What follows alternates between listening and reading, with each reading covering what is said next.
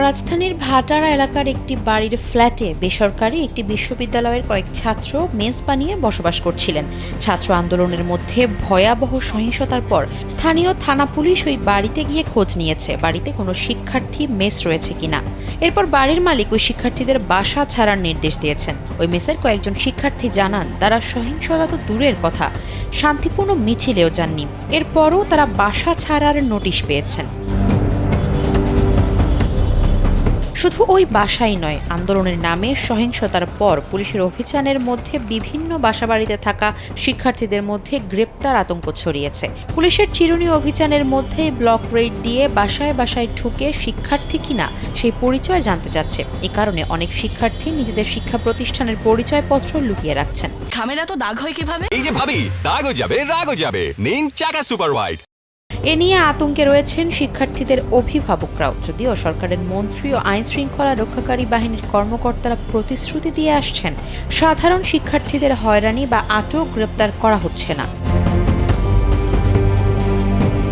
রাজধানীর বিভিন্ন থানার বেশ কয়েকজন কর্মকর্তা কালবেলাকে জানিয়েছেন, রাজধানীর বাসাবাড়িতে মেস করে কারা থাকেন, ভাড়াটিয়া কারা, তা পুলিশ নিয়মিতই তদারক করে আসছে।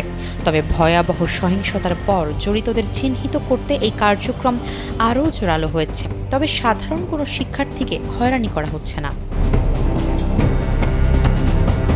ঢাকা মহানগর পুলিশের উপকমিশনার পদমর্যাদার একজন কর্মকর্তা কালবেলাকে জানিয়েছেন, সাধারণ শিক্ষার্থী তো দূরের কথা, কোটা সংস্কার আন্দোলনে যারা শান্তিপূর্ণভাবে মিছিল সহ বিভিন্ন কর্মসূচিতে অংশ নিয়েছে তাদেরও গ্রেপ্তার করার নির্দেশনা নেই। শুধু অগ্নিসংযোগ, ভাঙচুর, হামলাসহ নাশকতায় সরাসরি যারা যুক্ত ছিল তাদের গ্রেপ্তারের নির্দেশনা রয়েছে। তবে গত কয়েকদিনে ব্লক রেড হয়েছে এমন কয়েকটি এলাকার একাধিক বাসিন্দার সঙ্গে কথা বলে জানা গেছে, পুলিশ বাসায় ঢুকেই বৈদ্যুতিক বাতি বন্ধ করে দিচ্ছে, ইন্টারনেট সংযোগ বিচ্ছিন্ন করছে। এরপর মোবাইল ফোন ঘেঁটে কোনো আন্দোলনের ছবি রয়েছে কিনা সে বিষয়ে তথ্য যাচাই করছে।